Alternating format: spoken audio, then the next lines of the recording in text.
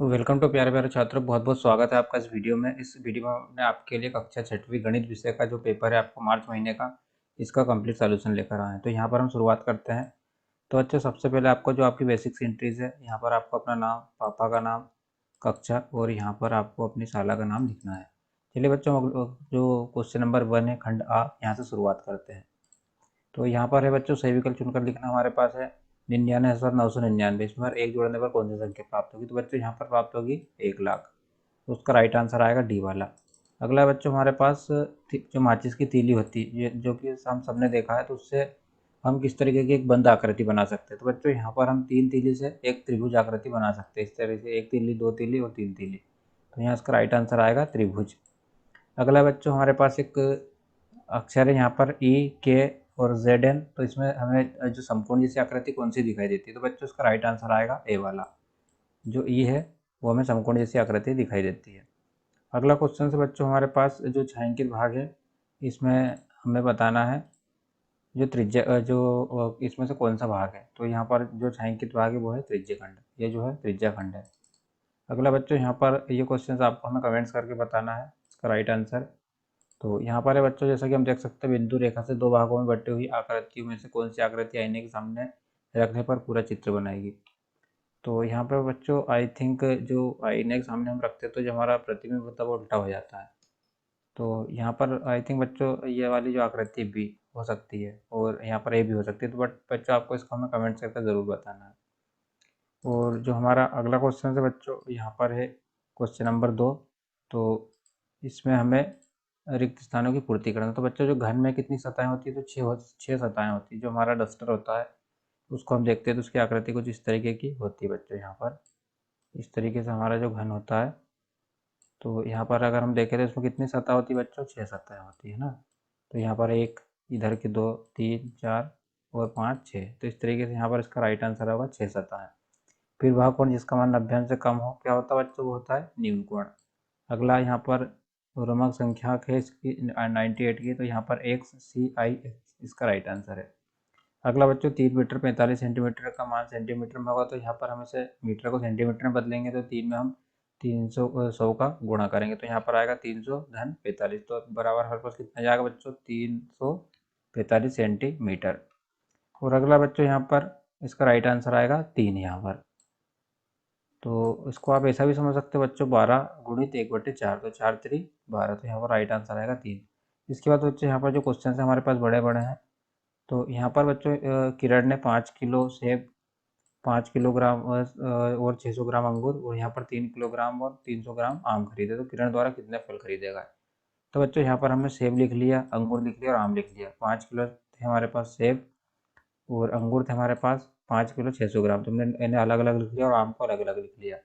तो बच्चों, जो किलोग्राम है हमने सबको जोड़ा, तो यहाँ पर आ जाएगा 13 किलोग्राम और इनको जोड़ेंगे तो 900 ग्राम। तो कुल फल हमारे पास आ जाएंगे 13 किलोग्राम 900 ग्राम। अगला बच्चों, यहाँ पर एक वृत्त की रचना कीजिए जिसमें हमें उसका जो केंद्र है और व्यास दोनों को अंकित करना है। तो इस तरीके से बच्चों आप एक वृत्त बना लें। यहाँ पर हमने एक वृत्त बना लिया, ऐसा एक वृत्त बना लिया हमने, और इसका जो केंद्र होता है वो हमेशा सेंटर पॉइंट होता है। तो ये हमारा वो हो जाएगा केंद्र और एक हमारा ये हो जाएगा इस तरीके से इसका व्यास। तो इस तरीके से बच्चों आप बना सकते हो, यहाँ पर लिख सकते हैं हम वृत्त। तो इस तरीके से बच्चों आप इसे देख ले बनाकर। और जो अगला क्वेश्चन है हमारे पास, इसका बच्चों यहाँ पर आप इसका जो आंसर है वो लिख लें। तो यहाँ पर आएगा 150, यहाँ पर आएगा 70 और यहाँ पर आएगा 90। तो इस तरीके से बच्चों आप देख सकते हो इसे। और जो अगला क्वेश्चन है हमारे पास, बच्चों हमारे पास 11,000 से पहले की 2 और बाद की 3 क्रमांक संख्या लिखना। तो बच्चों, इसका जो राइट आंसर है आप यहाँ से इसे लिख लो जल्दी से। तो यहाँ पर आएगा 10,998, 10,999, 11,000, 11,001, 11,002 और 11,003। इस तरीके से बच्चों हम इसके पहले की जितनी चाहती क्रमांक संख्या और बाद की क्रमांक संख्या लिख सकते हैं।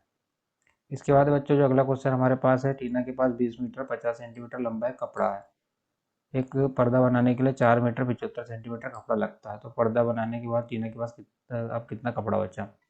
तो बच्चों, एक पर्दा बनाने के लिए हमारे पास कितने कपड़े की ज़रूरत होती है? 4 मीटर 75 सेंटीमीटर। 2 पर्दों के लिए बच्चों हमने इसमें क्या करा, जो 4 मीटर 75 सेंटीमीटर है, तो यहाँ पर हमने 4.75 इसको इस तरीके से लिख दिया, इसमें 2 का गुणा किया। तो यहाँ पर हमारे पास आएगा बच्चों, यहाँ पर हम जो गुणा करेंगे तो यह जाएगा हमारे पास 9.50 मीटर। तो शेष कपड़ा कितना बचेगा बच्चों, जो हमारे पास है 20 मीटर, 20.50 मीटर जो कपड़ा उसमें से हम इसे माइनस कर देंगे 9.50 को, तो हमारे पास आ जाएगा इसका आंसर 11 मीटर। तो बच्चों आप इसका एक स्क्रीनशॉट ले लें और जो हमारा अगला क्वेश्चन है हम इसकी तरफ बढ़ते हैं।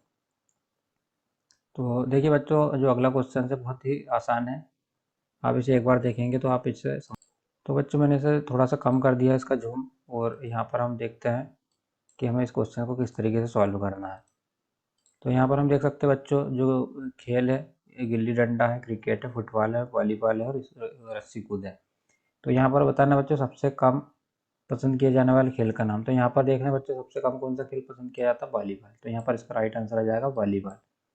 खेल पसंद करने वाले बच्चों की कुल संख्या कितनी है, तो बच्चों हमें इन सबको जोड़ देना है। यहाँ पर सारे खेल हैं जो इन्हें जोड़ेंगे तो हमारे पास आएगा 120। फिर फुटबॉल और वॉलीबॉल पसंद करने वाले बच्चों की संख्या कितनी है, तो बच्चों यहाँ पर फुटबॉल वाले बच्चे कितने थे 20, यहाँ पर हम देख सकते हैं 20, और वॉलीबॉल वाले बच्चे कितने हैं 10। तो इस तरीके से हम इसे लिख सकते हैं। और जो अगला क्वेश्चन है बच्चों हमारे पास, कितने बच्चों द्वारा गिल्ली डंडा पसंद किया जाता है, तो यहाँ पर गिल्ली डंडा 45 बच्चों द्वारा पसंद किया जाता है। क्रिकेट खेलने वाले बच्चों की संख्या फुटबॉल खेलने वाले बच्चों की संख्या की कितनी अधिक है, तो बच्चों यहाँ पर हमें क्या करना है, इन दोनों को माइनस कर देना, तो हो जाएगा 10 अधिक। और यहाँ पर बच्चों इस तरीके से हम देख सकते हैं, आप बाजार से निम्नलिखित 5 खाद्य सामग्री का मूल्य पता कीजिए। मूल्य ज्ञात की सहायता से 5 किलोग्राम, 2 किलोग्राम, 500 ग्राम और 250 ग्राम सामग्री खरीदने में कितने रुपए लगेंगे, सारणी में भरिए। तो बच्चों हमें क्या करना है, यहाँ पर हमने इस तरीके से इसका जो मान है वो लिख दिया है। तो जो गेहूँ है उसका रेट है 20 रुपये किलो, चावल है 40, शक्कर है 36 रुपये, और नमक है 10, और तुअर दाल है 80 रुपये किलो। तो इस तरीके से हमने लिख लिया। आप अपने क्षेत्र के अकॉर्डिंग लिख सकते हो या आप इसे भी लिख सकते हो। तो बच्चों यहाँ पर देखिए हमें इसका जो रेट है उसे बताना है, तो मैं इसे थोड़ा सा कम कर देता हूँ, छोटा कर देता हूँ ताकि आपको समझ में आ सके। तो चलिए बच्चों हम इसे देखते हैं। तो मैं इसे थोड़ा सा क्रॉप कर लेता हूँ ताकि आपको अच्छे से आसानी से समझ में आ सके। तो यहाँ पर देखिए बच्चों, आप इसे ध्यान से देखना, आपको समझ में आ जाएगा ये। तो इस तरीके से हमने सारणी बना ली बच्चों। यहाँ पर है 250 ग्राम की हमें कीमत बताना है। तो बच्चों यहाँ पर हमने कीमत निकाली 1 किलोग्राम की, तो यहाँ पर 250 ग्राम की कितनी आएगी बच्चों, 5 रुपये। तो यहाँ पर कितनी आ जाएगी 40, इसका हम 1/4 से जब इसमें गुणा करेंगे तो यहाँ पर जाएगा 10, और यहाँ पर जाएगा 9, यहाँ पर 10 है, इसका हम निकालेंगे, इसका 1/4 निकालेंगे तो यह जाएगा 2.5 रुपये, और यहाँ पर तूर दाल 80 की है तो यह जाएगी 20 रुपये। यह था 150 ग्राम का रेट। 500 ग्राम के रेट की बात करें बच्चों तो हम यहाँ पर इसका आधा कर देंगे, तो 20 का आधा 10, यहाँ पर 20, 18, 5 और 40। फिर 2 किलोग्राम तो बच्चों यहाँ पर हम इसका डबल कर देंगे, तो सारे का हमने डबल कर दिया यहाँ पर, और 5 किलोग्राम में हमने इसे 5 से गुणा कर दिया। तो इस तरीके से बच्चों जो आपका गणित का पेपर है, हमने इसका आपको कंप्लीट सॉल्यूशन प्रोवाइड कर दिया है। उम्मीद करते हैं बच्चों आपको वीडियो यूजफुल और इन्फॉर्मेटिव लगा होगा। Thanks for watching.